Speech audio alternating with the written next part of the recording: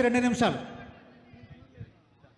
అసెంబ్లీలో మహాత్మా జ్యోతిబా పూలే విగ్రహాన్ని ఏర్పాటు చేయాలని పూలే విగ్రహ సాధన దీక్షను ఏర్పాటు చేసినటువంటి కవితక్క గారికి ధన్యవాదాలు. మరియు అదేవిధంగా ఈ దీక్షకు వచ్చేసినటువంటి బీసీ కుల బంధువులకి, అడ్వకేట్లకి, డాక్టర్లకి అందరికీ కూడా పేరు పేరున కృతజ్ఞతలు.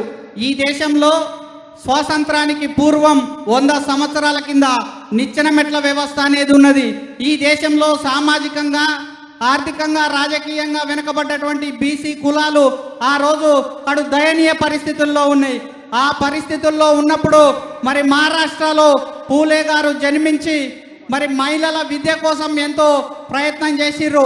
మహిళా విద్య కోసం 1848లో పూణేలో ఒక పాఠశాలను ఏర్పాటు చేసిర్రు. అటు తర్వాత 1873లో సత్యశోధక్ సమాజ్ అనేది పూణేలో ఏర్పాటు చేసిర్రు.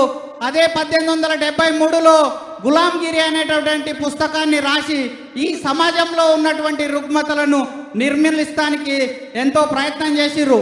ఆ రోజు స్వాతంత్రానికి పూర్వం మరి ఈ దేశంలో మన పక్క రాష్ట్రాల్లో మహారాష్ట్రలో పూలే, మరి అదేవిధంగా కేరళలో నారాయణ గురు, తమిళనాడులో పెరియార్ రామస్వామి నాయకర్ మన జాతుల అభివృద్ధి కోసం, మన జాతుల రాజకీయ చైతన్యం కోసం మాట్లాడిరు.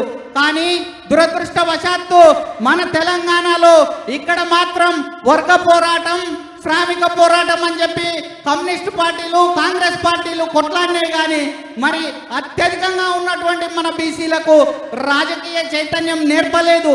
నేర్పకుండా మనల్ని వెనక్కి నెట్టేయబడ్డటువంటి వ్యవస్థని క్రియేట్ చేసిర్రు. మళ్ళీ ఇప్పుడు అక్కగారు మరి తన యొక్క భుజ స్కంధాల మీద మన యొక్క బరువు బాధ్యతలను ఎత్తుకొని ముందుకు పోతా ఉన్నారు.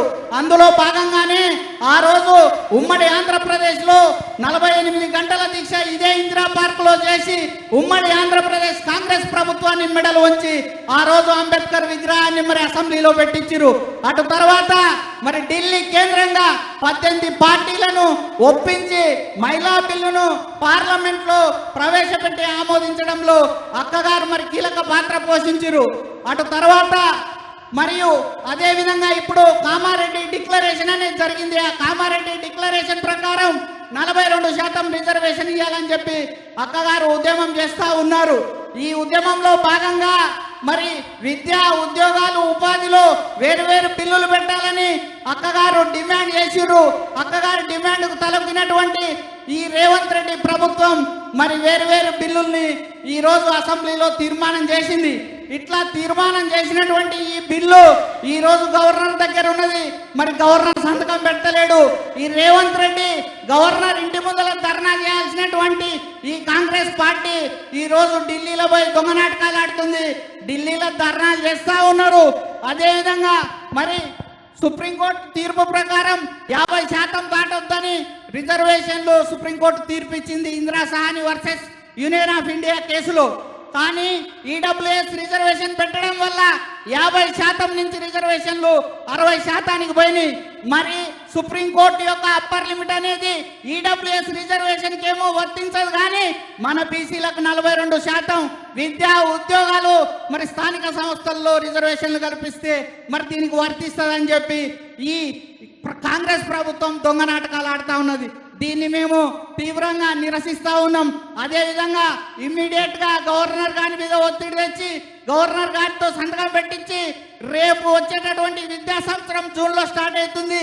ఎంసెట్ కానీ, ఐసెట్, నీటు, లా సెట్, వివిధ పీజీ సెట్లు మరియు అదేవిధంగా దోస్తుకు సంబంధించినటువంటి డిగ్రీ కాలేజ్ అడ్మిషన్లు కూడా అవుతా ఉన్నాయి.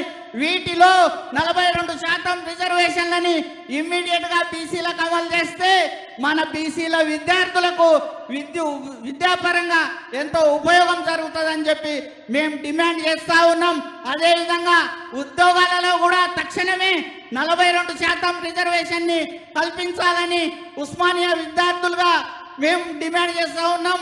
ఈ పోరాటంలో అక్కగారు ఇచ్చేటటువంటి పిలుపుకు కట్టుబడి అక్కగారు వెన్నంటే ఉండి విద్యార్థి సంఘాలుగా, బీసీ సంఘాలుగా మేమంతా అక్కగారికి మద్దతు తెలుపుతామని చెప్పి తెలియజేస్తా ఉన్నాం. ఈ అవకాశం ఇచ్చిన కవితక్క గారికి కృతజ్ఞతలు. థ్యాంక్ యూ లింగం గారు. అదేవిధంగా